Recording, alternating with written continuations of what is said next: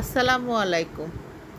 ঈদের পরে মাংস খেয়ে খেয়ে সবার মুখে যখন অরুচি ধরে গেছে, তখন এরকম একটি রান্না খেয়ে মুখের রুচি ফিরিয়ে আনুন।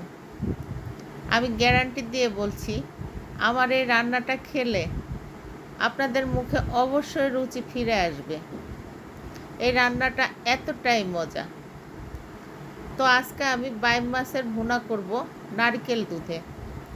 তো প্রথমে একটি চুলায় কড়াই দিব, তার মধ্যে 3 টেবিল চামচ সয়াবিন তেল আর কোয়ার্টার কাপ পেঁয়াজ কুচি আর স্বাদ মতো লবণ দিয়ে পেঁয়াজটাকে হালকা ব্রাউন করে ভেজে নিব। এবার এর মধ্যে আমি হাফ চা চামচ রসুন বাটা, হাফ চা চামচ আদা বাটা দিয়ে আরেকটু ভাজা ভাজা করে নিব। এটা যখন ভাজা ভাজা হবে তখন এর মধ্যে আমি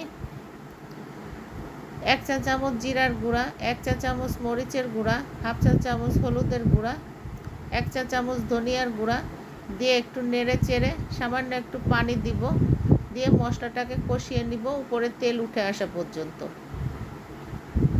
তো উপরে তেল উঠে আসার পরে আমি বাইম মাছগুলো দিয়ে কিছুক্ষণ কষিয়ে নিব, খুব ভালোভাবে কষাবো। এটা যখন কষানো হয়ে যাবে তখন এর মধ্যে আমি আগে থেকে তৈরি করে রাখা নারকেল দুধটা দিয়ে দিব। এখানে প্রায় আমার 1.5 কাপ নারকেল দুধ আছে। পুরো রান্নাটা আমি নারকেল দুধেই করব। তো এবার আমি ঢাকনা দিয়ে ঢেকে রান্না করব। এটা কিছুক্ষণ রান্না করার পরে ঝোল যখন একটু টেনে আসবে তখন এর মধ্যে আমি কিছু আস্ত কাঁচামরিচ দিয়ে দিব। এই কাঁচামরিচটা আমি ঝালের জন্য না, ফ্লেভারের জন্য দিব। আরও দিব আমি হাফ চা চামচ গরম মশলার গুঁড়া, আর দিব আমি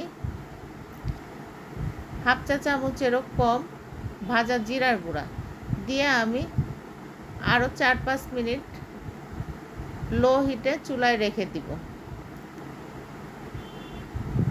তো 4-5 মিনিট পরে আমি চুলাটাকে অফ করে দিব। উপরে যখন তেল উঠে আসবে তখনই আমি চুলাটা অফ করে দিব। তো আমার রান্না কমপ্লিট হয়ে গেছে।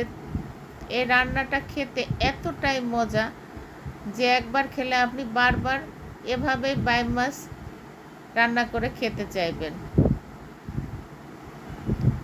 আপনারা অবশ্যই একবার বাসায় এভাবে এই বাইম মাছটা রান্না করে খেয়ে দেখবেন। আমি আপনাদেরকে বলে বোঝাতে পারবো না এটা কতটা মজা হয়, আপনি খেলেই বুঝবেন। তো একবার হলেও আপনারা বাসায় এভাবে রান্না করে খেয়ে